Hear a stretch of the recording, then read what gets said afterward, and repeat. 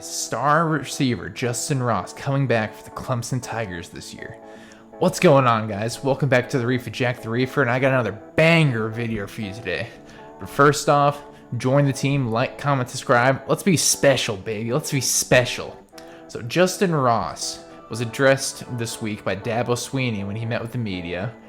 And for those of you who don't know, Justyn Ross is the man best known for torching Notre Dame and Alabama in the 2019 playoffs with Trevor Lawrence. And back in spring of 2020, Justyn Ross sustained a stinger when he ran a slant route into a linebacker. And then he had to have some x-rays that were precautionary, and they revealed a congenital fusion in his spine. So right in his neck.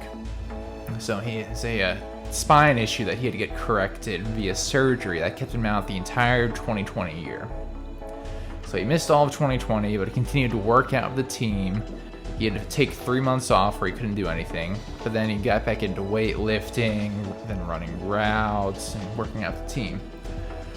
So Dabo said that he's been working out with the team. Also, he's had a great spring. They've put a yellow jersey on him, so non-contact jersey, but they've had him running plays, running routes, and he's looked great.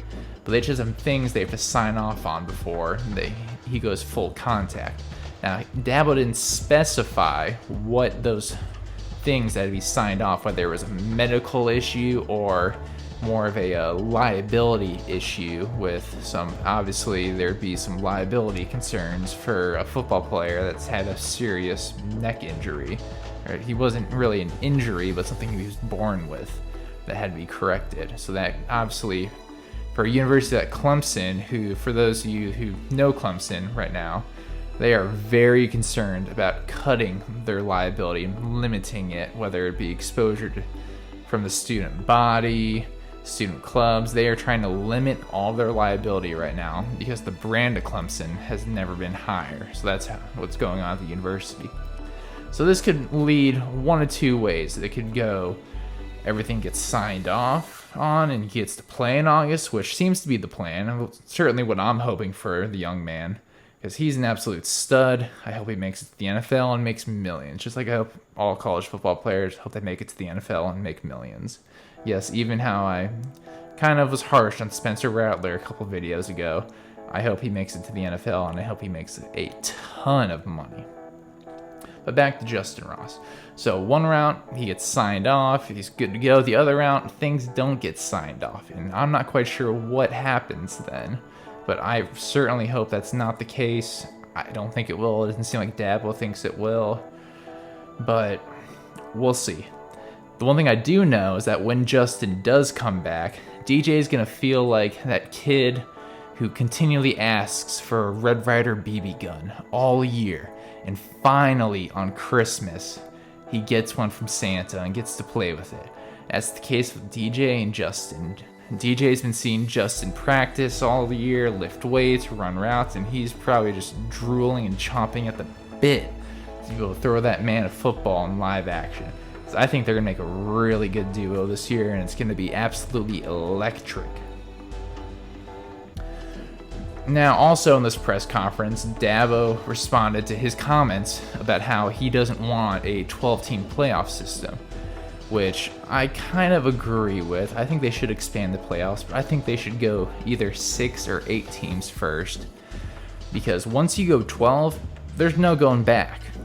So what's the big rush to expand to 12 when we can test out the waters for a year or two with 6 teams or 8 teams, get a feel for it, see if we like it or not, and then if we need to, then we can expand to 12. Because, as I've said in a previous video, my issue with 12 is, last year, did we really think that 12th ranked Coastal Carolina would have stood a chance against last year's Alabama team? Because last year's Alabama team was nasty. Absolutely nasty. And I don't know if it'd be a productive football game. I think it would just be a blowout. And I think that's what Dabo was kind of thinking of when he said it. And he's received a lot of criticism for it. But the one thing I will give Dabo Swinney credit for is that man is not afraid to speak his mind.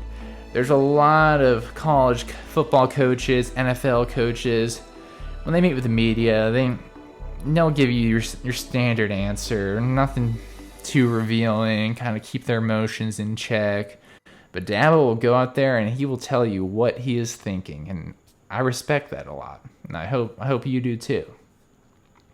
So in other Clemson football news, Brett Venerables, the defensive coordinator, was just made the highest paid coordinator in the country. Which, first of all, props to Brett. I am all about people getting paid.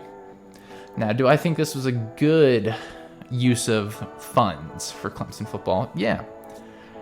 I've been very harsh on him for playing his sons just because I think that there's better talent behind them, that maybe his fatherly instincts kind of overlooking and wanting to play his sons.